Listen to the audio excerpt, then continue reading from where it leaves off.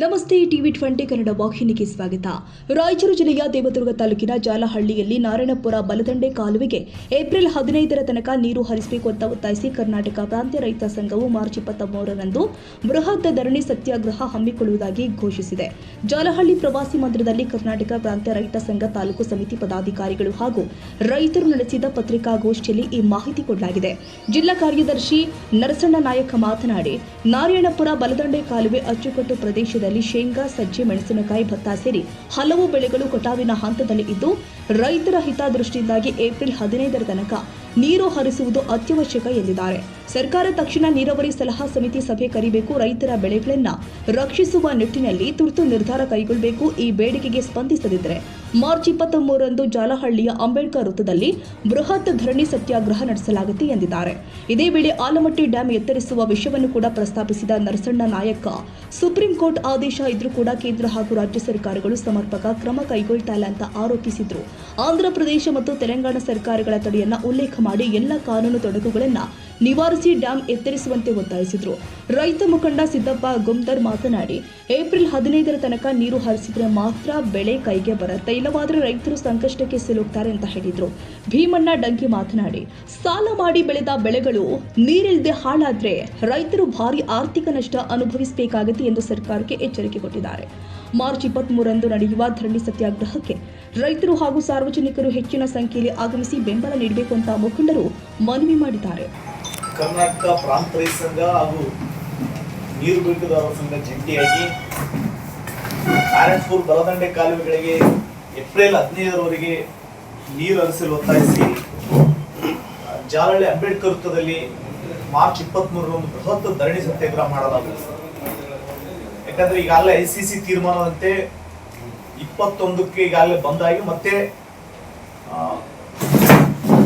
April 1ರಿಂದ April 3ರವರೆಗೆ ಮಾತ್ರ ನೀರು ಹರಿಸ್ತೀವಿ ಅಂತೇಳಿ ಆಲ್ರೆಡಿ ಸಲಹಾ ಸಮಿತಿ ತೀರ್ಮಾನ ಆಗಿದೆ. ಒಂದು ವೇಳೆ ಅದೇ ರೀತಿಯಾಗಿ ನೀರು ಬಂದಾದ್ರೆ ಈ ಪ್ರದೇಶದಲ್ಲಿ ಇರ್ತಕ್ಕಂಥ ಶೇಂಗಾ, ಮೆಣಸಿನಕಾಯಿ, ಭತ್ತ, ಸಜ್ಜೆ ಎಲ್ಲ ಬೆಳೆಗಳು ಇನ್ನೂ ಕಟಾವಿಗೆ ಬಂದಿಲ್ಲ.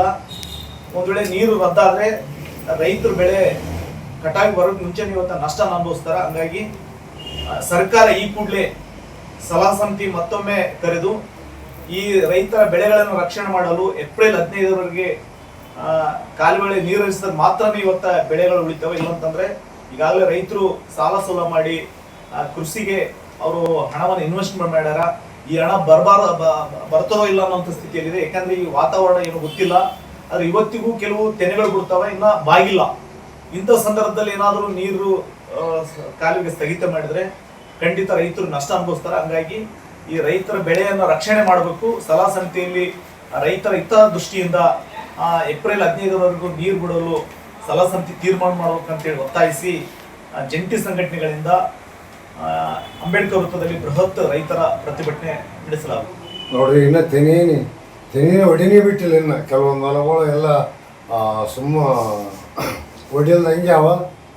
ಈಗ ಮಾರ್ಚ್ 15ರವರೆಗೆ ನೀರು ಬಿಟ್ರೆ ಏನೋ ರೈತರಿಗೆ ಹಾಕಿದ ಹಣ ವಾಪಸ್ ಬರ್ತದೆ. ಇನ್ನೊಂದ್ಸಲ ಏಪ್ರಿಲ್ 15ರವರೆಗೆ ನೀರು ಬಿಟ್ರೆ ಏನೋ ರೈತರು ಬದುಕಂತಾರೆ. ದಯವಿಟ್ಟು ಅಧಿಕಾರಿಗಳು ಎಚ್ಚೆತ್ತುಕೊಳ್ತಂತ ಕೇಳ್ತಿದ್ವಿ. ರಾಸಾಯನಿಕ ಸಾಲ ಮಾಡಿದಂಥವ್ರು ಮತ್ತೆ ಗಂಭೀರ ಅದ, ಹೊಲ ಮನ್ನೆ ಮಾರೋ ಪರಿಸ್ಥಿತಿ ಬರ್ತದೆ. ಆ ಟೈಮ್ದಲ್ಲಿ ನೀರು ಬರಲ್ಲ ಅಂದ್ರೆ ಮತ್ತೆ ಏನಾಗ್ತದ್ರಿ? ಊರ ಬಿಡ್ಬೇಕು ನಾವೆಲ್ಲ ರೈತರು ಅಂತ ಗಂಭೀರ ಆಗ್ತದೆ. ಬೇರೆ ಮಂದಿ ರೈತರು, ಸಣ್ಣ ರೈತರು ಅಷ್ಟೇ ಹೇಗೈತಿಲ್ಲ, ಅದನ್ನ ನಂಬಿಕೆಂಡ ಮಾಡಿದವ್ರು. ಈಗ ಎಣ್ಣೆ ಗೊಬ್ಬರ ಅಂತೂ ಲೆಕ್ಕಲ್ದಾಗ ಆಗಿಬಿಟ್ಟವು.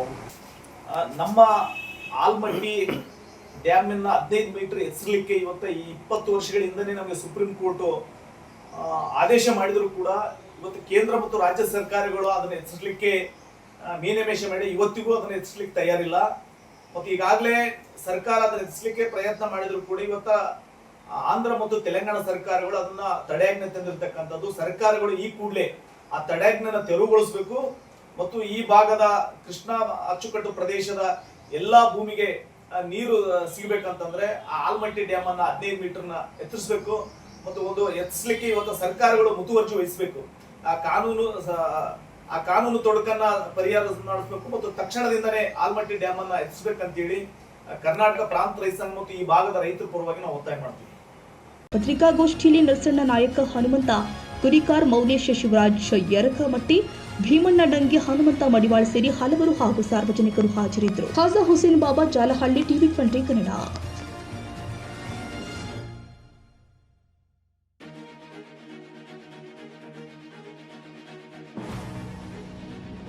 ಕನ್ನಡಿಗರ ಮೆಚ್ಚಿನ ನಿಮ್ಮ TV20 ಕನ್ನಡ ವಾಹಿನಿ ಇದೀಗ ಟಿವಿಯಲ್ಲಿ ಲಭ್ಯ. ಕರ್ನಾಟಕ ಮತ್ತು ದೇಶ ವಿದೇಶದ 360 ಡಿಗ್ರಿ ಸುದ್ದಿ ವಿವರವನ್ನ ಪಡೆಯುವುದಕ್ಕೆ TV20 ವಾಹಿನಿಯನ್ನು ಲೈಕ್ ಮಾಡಿ, ವಿಡಿಯೋಗಳನ್ನು ಶೇರ್ ಮಾಡಿ, ಕಮೆಂಟ್ ಮಾಡಿ, ಸಬ್ಸ್ಕ್ರೈಬ್ ಮಾಡಿ. HCN ಕೇಬಲ್ 842 ನಂಬರ್ನಲ್ಲಿ ಹುಕ್ಕೇರಿ ತಾಲೂಕು ಹಾಗೂ ಸಂಕೇಶ್ವರದ ಸುತ್ತಮುತ್ತಲಿನ ಹಳ್ಳಿಗಳಲ್ಲಿ ಲಭ್ಯ. PCN ಕೇಬಲ್ 129 ನಂಬರ್ನಲ್ಲಿ ಹಾರುಗೆರೆ ಸುತ್ತಮುತ್ತಲಿನ ಹಳ್ಳಿಗಳಲ್ಲಿ ಲಭ್ಯ. ರಾಯಬಾಗ್ ಡಿಜಿಟಲ್ ಚಾನೆಲ್ ಕೇಬಲ್ 80ನೇ ನಂಬರ್ನಲ್ಲಿ ರಾಯಬಾಗ ತಾಲೂಕಿನ ಸುತ್ತಮುತ್ತಲಿನ ಹಳ್ಳಿಗಳಲ್ಲಿ ಲಭ್ಯ. UDCN ಕೇಬಲ್ ನೆಟ್ವರ್ಕ್ ಉಗಾರ ಸುತ್ತಮುತ್ತಲಿನ ಹಳ್ಳಿಗಳಲ್ಲಿ ನಿಮ್ಮ TV20 ಕನ್ನಡ ವಾಹಿನಿಯೂ ಲಭ್ಯ.